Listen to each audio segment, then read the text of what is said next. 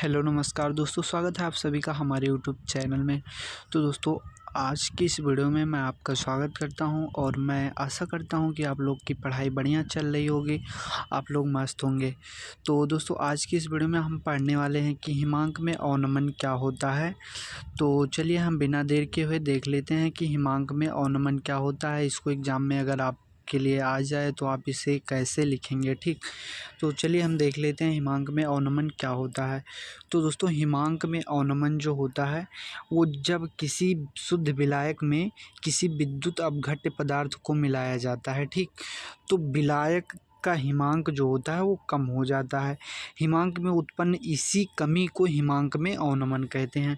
दोस्तों, इसका कहने का सीधा यही मतलब है कि जब किसी शुद्ध विलायक में, मान लीजिए कोई विलायक है, ये मान लीजिए कोई शुद्ध विलायक है, ठीक। और इसमें हम मान लीजिए किसी विद्युत अपघट्य पदार्थ को मिला दे रहे हैं।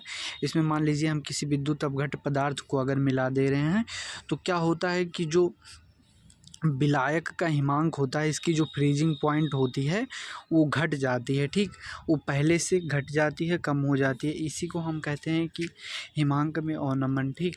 तो ये हो गया हमारा हिमांक में अवनमन। इसको क्या करते हैं, हम इसे डेल्टा टीएफ से प्रदर्शित करते हैं, ठीक। इसको हम किससे प्रदर्शित करते हैं, डेल्टा टीएफ से प्रदर्शित करते हैं। तो दोस्तों, यही हो गया इसका डिफिनीसन कि जब किसी शुद्ध विलायक में कोई विद्युत अपघट्य पदार्थ मिलाया जाता है तो विलायक का हिमांक कम हो जाता है। हिमांक में उत्पन्न इसी कमी को हिमांक में अवनमन कहते हैं, ठीक।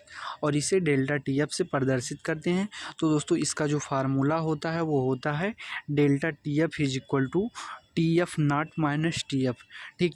तो delta T F is equal to T F naught minus T F होता है। और जहाँ पे हम देख रहे हैं कि डेल्टा टी एफ जो होता है दोस्तों, नीचे हम स्लाइड कर लेते हैं इसको। तो जो हमारा डेल्टा टी एफ होता है वो हिमांक में अवनमन होता है, ठीक। जो डेल्टा टीएफ होता है वो हिमांक में अवनमन होता है, मतलब कि हिमांक में कितना अवनमन हो रहा है, कितनी कमी आ रही है, ये हमारा डेल्टा टीएफ प्रदर्शित करता है। और टीएफ नाट जो होता है वो शुद्ध विलायक का हिमांक होता है, ठीक। और जो टीएफ होता है हमारा वो विलयन का हिमांक होता है। जिसे मान लीजिए delta TF is equal to, हमने फार्मूला क्या वहाँ पे लिखा था कि delta TF is equal to T F naught minus T F, हमने यहाँ फार्मूला लिखा था। तो दोस्तों, हमने क्या लिया था कि हिमांक में अवनमन दिखाने के लिए हमने एक शुद्ध विलायक लिया था। और शुद्ध विलायक में जब हम विद्युत अपघट्य का पदार्थ मिला रहे थे तो क्या होता था, उसके हिमांक में कमी आ जाती थी। तो यहाँ पे जब शुद्ध विलायक है तो इसका अवनमन जो होगा, जो इसका हिमांक होगा, जो इसका हिमांक होगा उसको हम प्रदर्शित करेंगे डेल्टा टी एफ नॉट से। और जो पदार्थ हम मिला रहे हैं, विद्युत अपघट्य का पदार्थ जो शुद्ध विलायक में मिला रहे हैं, इससे बना जो विलयन होता है, मिलाने के बाद जो विलयन बना होता है उसे हम टीएफ से प्रदर्शित करते हैं, ठीक। जो इसको मिलाने के बाद जो विलयन बनता है उसके हिमांक को हम टीएफ से प्रदर्शित करते हैं। और इस शुद्ध विलायक के हिमांक को हम टीएफ नॉट से प्रदर्शित करते हैं, ठीक। तो ये हो गया हमारा, तीनों को हम किससे प्रदर्शित करते हैं ये चीज़ हमने यहाँ पे दिखा दिया है। और आगे हम देख लेते हैं कि किसी विलयन का हिमांक में अवनमन क्या होता है, ठीक। मतलब इसका आगे देख लेते हैं कि क्या होता है कि किसी विलयन का हिमांक में अवनमन विलयन की मोललता के समानुपाती होती है, ठीक।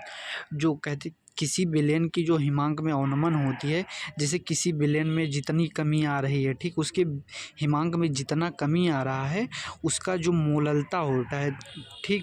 मोललता पे हमने वीडियो बनाया है, वो जाके आप देख सकते हैं कि मोललता क्या होता है। तो जो मोललता होती है उसके समानुपाती होती है। यहाँ पे दिखाए भी हैं डेल्टा टी डायरेक्टली प्रोपोर्शनल यम।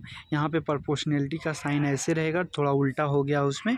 यहाँ पे ये हो गया डेल्टा टी डायरेक्टली प्रोपोर्शनल यम, ठीक। और यहाँ पे हमने ये भी दिखाया है कि delta T F is equal to K F M. जहाँ पे के एफ क्या होता है दोस्तों, ये आपका स्थिरांक होता है जिसे मोलल हिमांक अवनमन स्थिरांक भी कहते हैं। यहाँ पे हमने लिख दिया है, ठीक। तो दोस्तों, मैं आशा करता हूँ कि ये वीडियो आपको पसंद आया होगा, आपको समझ आया होगा। अगर कहिए तो एक बार हम इसको फिर से रिवाइज करा देते हैं। चलिए एक बार हम स्टार्टिंग से देख लेते हैं कि क्या होता है। तो दोस्तों, क्या होता है कि हिमांक में अवनमन जो होता है, हिमांक में जो अवनमन होता है जब किसी शुद्ध विलायक में कोई विद्युत अपघट्य पदार्थ मिलाया जाता है तो विलायक का हिमांक कम हो जाता है और हिमांक में उत्पन्न इसी कमी को हिमांक में अवनमन कहते हैं। इसे डेल्टा टी एफ से प्रदर्शित करते हैं। Delta T F is equal to होता है T F naught minus T F. ठीक, ये हमारा फार्मूला हो गया। इसको हम आगे अगर देख लेते हैं कि इसमें क्या क्या क्या होता है, मतलब क्या चीज़ किससे हम किसको प्रदर्शित करते हैं। तो जो डेल्टा टी एफ होता है वो हमारा हिमांक में अवनमन हो गया और टी एफ नॉट जो हो गया वो शुद्ध विलायक का हिमांक हो गया और टी एफ जो होता है वो विलयन का हिमांक हो गया। ठीक, और किसी विलयन का हिमांक में अवनमन जो होता है दोस्तों वो विलयन की मोललता के समानुपाती होता है, जिसे हम लिखते हैं कि delta T F directly proportional यम।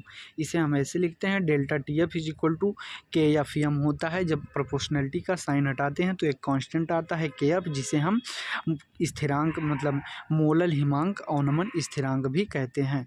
तो दोस्तों ये वीडियो अगर आपको पसंद आया हो तो वीडियो को एक प्यारा सा लाइक करें और हमारे चैनल को सब्सक्राइब करके बेल आइकन को प्रेस कर दीजिए। तो धन्यवाद दोस्तों, हम मिलते हैं अपने नेक्स्ट वीडियो में ऐसे ही एक मज़ेदार टॉपिक के साथ। तब तक के लिए बाय बाय।